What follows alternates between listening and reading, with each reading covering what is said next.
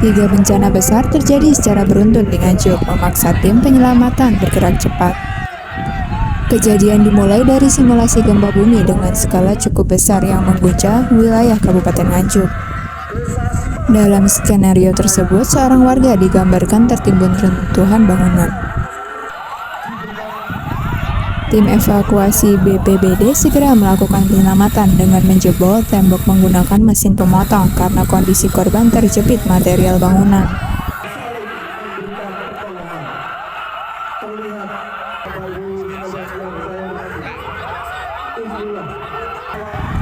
Dengan dukungan tenaga medis di lapangan, korban akhirnya berhasil dievakuasi dan langsung dibawa ke rumah sakit.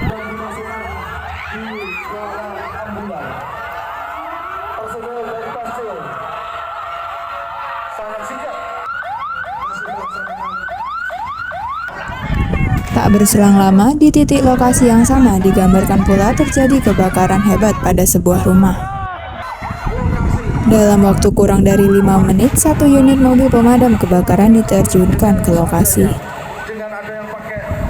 Meski sempat terhambat kerumunan warga yang ingin menyaksikan peristiwa tersebut, petugas damkar tetap dapat mengendalikan situasi dan akhirnya dapat memadamkan api secara tuntas.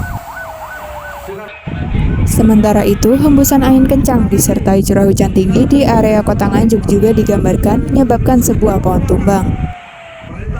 Pohon tersebut menimpa mobil yang sedang melintas hingga satu penumpangnya terjebak di dalam kendaraan. Petugas BPBD yang tiba di lokasi langsung memotong dahan menggunakan gergaji mesin, kemudian mengevakuasi korban dengan alat khusus hingga akhirnya berhasil dikeluarkan dengan selamat. Seluruh rangkaian kejadian tersebut merupakan bagian dari simulasi penanggulangan bencana yang digelar di Gor Bung Karno. Simulasi ini dipimpin langsung oleh Bupati Nganjuk Marhen Jumadi. Bupati Marhen menegaskan bahwa pada kondisi cuaca seperti saat ini, masyarakat perlu meningkatkan kewaspadaan terhadap potensi banjir, tanah longsor, dan angin puting beliung. Ia menambahkan bahwa latihan semacam ini penting untuk meningkatkan kesiapsiagaan serta ketangkasan petugas dalam menghadapi situasi darurat bencana alam. Ini dalam rangka antisipasi bulan-bulan ini banyak sekali ya pohon tumbang, maka segera laporkan di 112. Bapak, untuk daerah-daerah yang perlu diantisipasi terkait adanya kebencanaan, Bapak? Paling tidak kita kelompokkan di dua ya, selatan itu rawan longsor, daerah sawahan ngetos, yang terutama ngetos ya. Ini yang kapan hari juga tanahnya udah retak. Kemudian yang kedua banjir. Banjir sekarang yang perlu kita antisipasi di daerah selatan.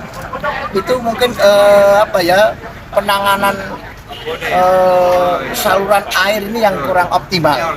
Karena dulu itu aman, sekarang 2 tahun terakhir ini sering banjir, termasuk yang daerah Rejoso. Sehingga nanti termasuk kemarin kita tangani yang di Gedung Dowo di Nganjuk Kota ya.